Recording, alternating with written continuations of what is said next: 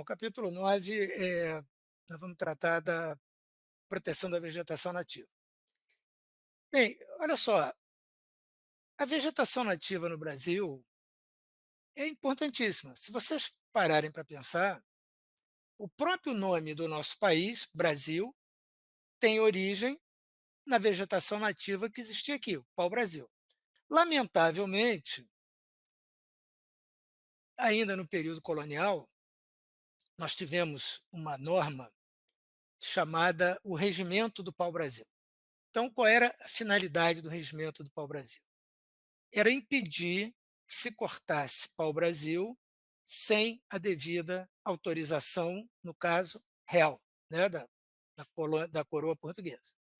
Bom, o fato é que cortar pau-brasil sem autorização governamental, à época, era punido com pena de morte.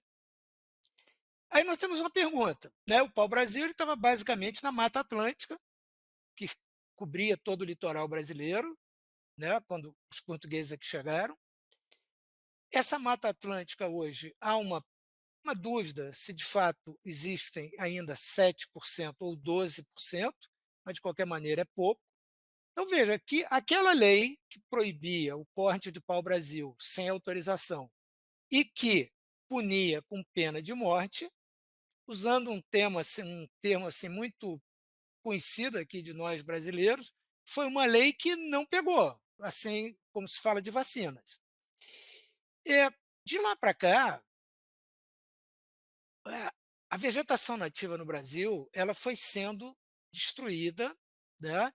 Embora também muitas vezes se esqueça que nós temos um exemplo espetacular de recuperação de vegetação, que é o caso da Floresta da Tijuca, hoje um parque nacional, mas que, na verdade, é uma floresta artificial, entre aspas. Por quê? Porque onde hoje está a Floresta da Tijuca eram cafezais, eram lavouras, foram destruídas e no, no segundo reinado, o Major Archer foi encarregado de fazer um reflorestamento daquela área e hoje nós temos a Floresta da Tijuca como uma área de grande valor cultural, ecológico e é um parque nacional. Bom, nós tivemos 3 códigos florestais, ou na verdade 2, e uma lei de proteção da vegetação nativa, o primeiro código de 1934, o segundo de 1965 e a lei 12.651 de 2012, que se chama de novo Código Florestal. Eu mesmo já fiz um comentário novo Código Florestal, mas de fato não é um Código Florestal, é uma lei de proteção da vegetação nativa urbana ou rural. É, a ideia do primeiro Código Florestal era uma ideia de produção industrial de madeira. Por quê? Quando a gente pensa em termos de meio ambiente, é importante a gente ver que muitas vezes o que no passado era considerado bom, hoje já não é mais. Ou o que era considerado ruim no passado, hoje é considerado bom. Então, um dos motivos que se reclamava da vegetação brasileira é que ela era muito variada e, por ser muito variada, ela não permitia uma exploração madeireira no sentido da silvicultura de boa qualidade. Então, o que se fez? Se derrubou muita vegetação nativa para plantar florestas artificiais, florestas plantadas, isso era tratado pelo Código de 1934, e essa foi uma coisa que permaneceu. Mas o Código de 34 trouxe algumas coisas que até hoje permanecem, ainda que com outro nome. Já no Código de 34 se falava em florestas protetoras, que hoje se chamam de áreas de preservação permanente. Lá no Código de 34 se falava no chamado quinto, né, que era a obrigação de separar 20% de vegetação nativa. Hoje isso tem o nome de reserva legal ou reserva florestal legal, também existia no Código 65. Então, veja, essa estrutura de proteção desses espaços territoriais, depois a gente vai falar nisso no próximo capítulo, existe no Brasil pelo menos desde 1934, embora já em 1921, quando foi criado o Serviço Florestal Brasileiro, já existisse a previsão das florestas protetoras. Qual era a diferença? Que tanto em 34 como em 1921 eram apenas terras públicas.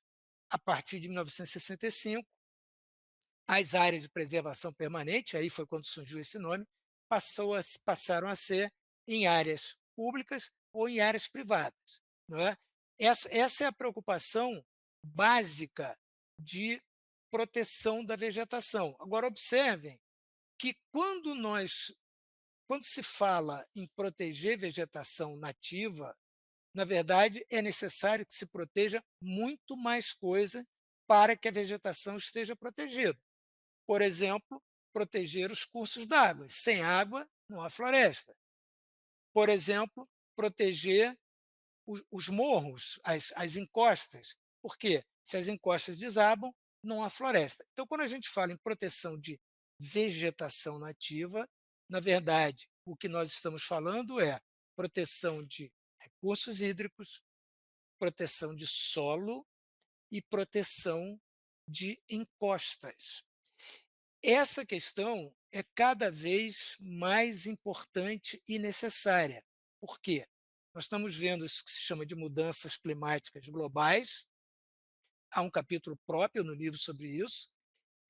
Essas mudanças climáticas globais têm feito os chamados eventos extremos, e nós temos visto que essas margens de rio sem vegetação, esses cumes de morro, essas encostas sem vegetação, o dano, o estrago que tem causado para a nossa sociedade, não só econômico, como também em mortes, né, em vidas humanas. Então, a proteção dessa vegetação nativa, ela é fundamental para que nós todos, como sociedade, possamos sobreviver.